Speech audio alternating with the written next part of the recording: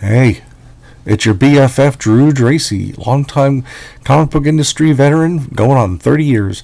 And since we're BFFs, why don't we show it by, you could click like, subscribe, leave a comment, or share with a fellow comic book enthusiast or David Letterman enthusiast. That would be great. Okay. Now, this issue of Avengers has been covered by many other comics websites. All of a sudden I'm turning into Sean Connery. But I wanted to add my personal spin to it because David Letterman meant a lot to me and my fellow students at the Art Institute of Pittsburgh.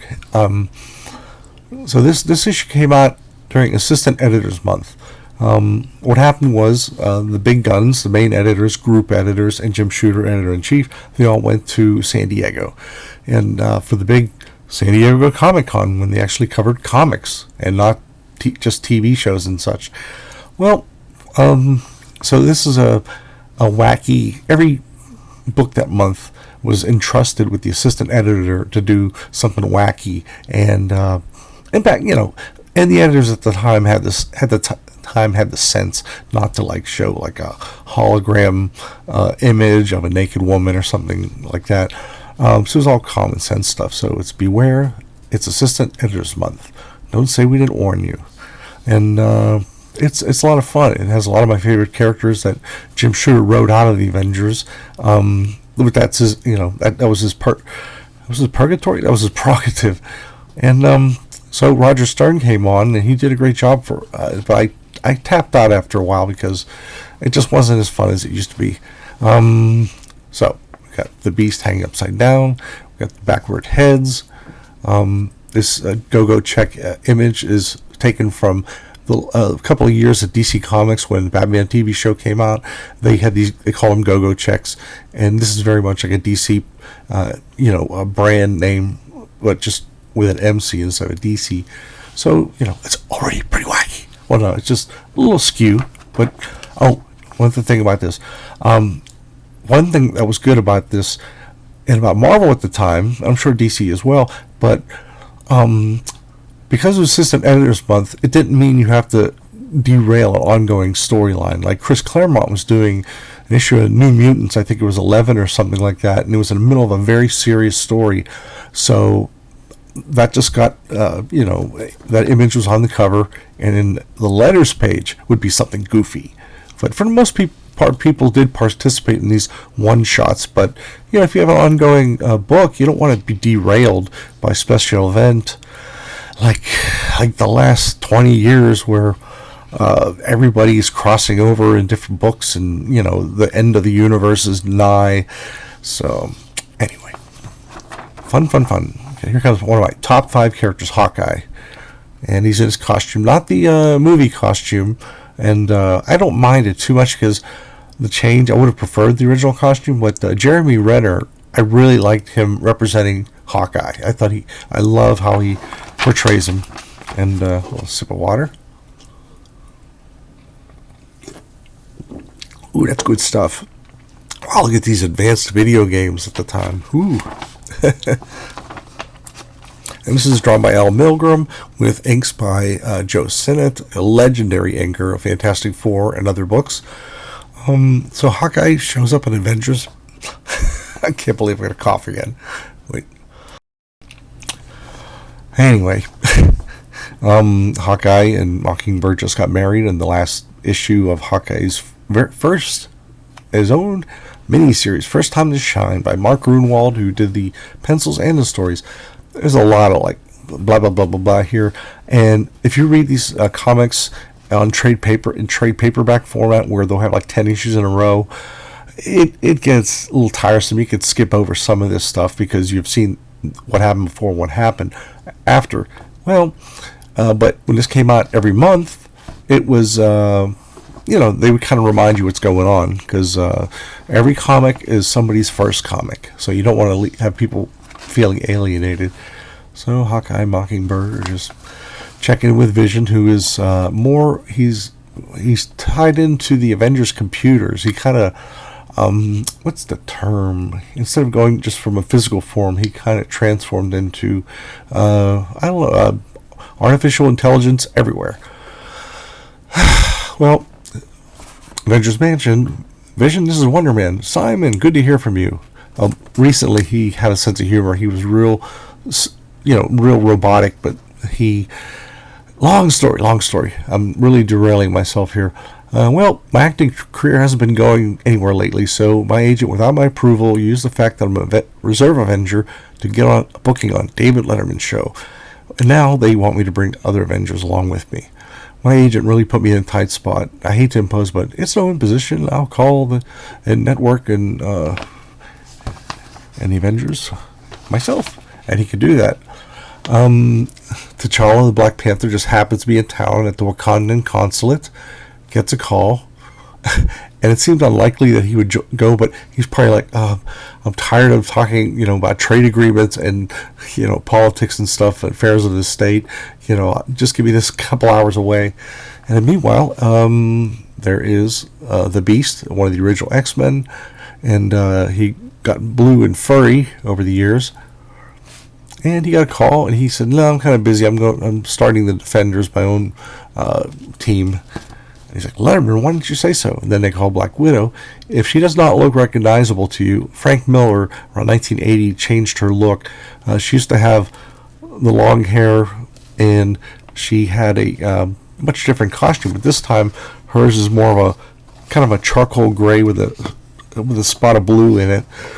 So we see our antagonist for the issue, Fabian Stankiewicz. He's tinkered away, and his father's yelling at him. He's like, "Old man, is that the way you talk to your father? What do you want, egg in your beer?" And what's funny is my grandma used to say that all the time, and I'm like, what the hell? I've never heard anybody else on earth say, "What do you want, egg in your beer?" So I guess it's one of those really old-timey phrases, but it's just funny things that comic books can remind you of. And he's just tooling around, and he hears the Avengers are going to be on Letterman. He's like, "Oh, I'll be there all right." So they're in the green room, yada, yada, yada. There's our pal Fabian. He's stuck in through the garbage or the hamper, like everybody does in entertainment. So, Hawkeye and Natasha are talking because they were once lovers, but then Hawkeye's wife comes in, and they hit it off really well. He was kind of afraid there was going to be some kind of cat fight. And Hawkeye has a hearing aid because, it's a long story, he got his ears pierced by, not earlobes, but he got tinnitus from the last issue of the Hawkeye miniseries. What happened was they were being hit with these sonic waves that were trying to control them, and Hawkeye had a extension on one of his arrows that had a screeching sound effect that he used, that he would blast into some room to knock people out, and he actually held it in his mouth, and they managed to break the spell. And as a result, he's half deaf, and he needs a hearing aid. Why aren't you wearing it? No can do, sweetheart. The fewer people who know I'm half deaf, the safer it is for us. It's like, hey, it can be so impossible sometimes. So there you go, David Letterman. There's Paul Schaefer. And our band leader, Paul Schaefer. That's right, Dave. We've been doing late nights since when? The late 1950s? And I never looked forward to any show as much as this one. What can I say? The Avengers are simply marvelous. Here they come, the Avengers. And a little awkward talk because these are reserve Avengers, but Beast interrupts by saying he's forming his own group, the Defenders. And Hawkeye was given a cheat sheet of all the questions, so he only answers in order of... He can't improv. Wow, that was some bombshell the Beast just dropped, Hawkeye. You're a group spokesman. What do you think of that? First question. Well, David, the Avengers is a non-profit organization fully sanctioned by a peacekeeping force by just about every international organization you could think of. You don't say.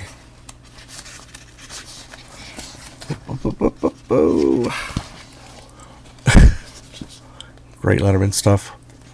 I mean, just a great likeness. I was just about to ask you something along those lines. You wouldn't be psychic by any chance. No, of the founding Avengers, only the Wasp and Thor remain as active Avengers. You little Dickens, you've been peeking at my question sheet, haven't you? All right, I might as well ask the next question, which is, I hear you recently got married. Is that true? Come on. Yes, Dave, just a few weeks ago. How about that? So our schlub, Fabian Stankiewicz, he decides to take down the Avengers. He failed twice before.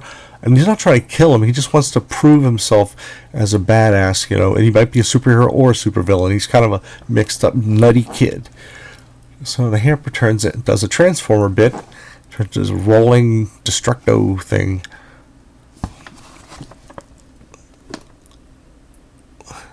Look at that thing. It's ruining my guest spot. So Fabian comes down, sits next to Dave. I created the machines that have the Avengers helpless. Is that so? I better humor this twisto until the security team can get here. And Black Widow dodges him, goes around. He says, to get your name in the papers? Excuse me, Drew.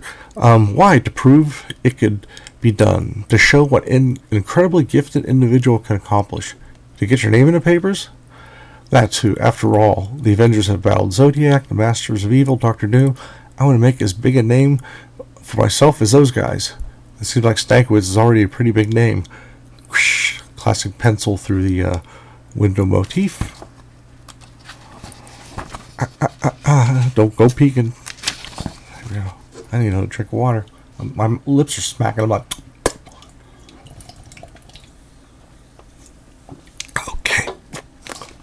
Well, Fabian describes the different fail-safes in these machines.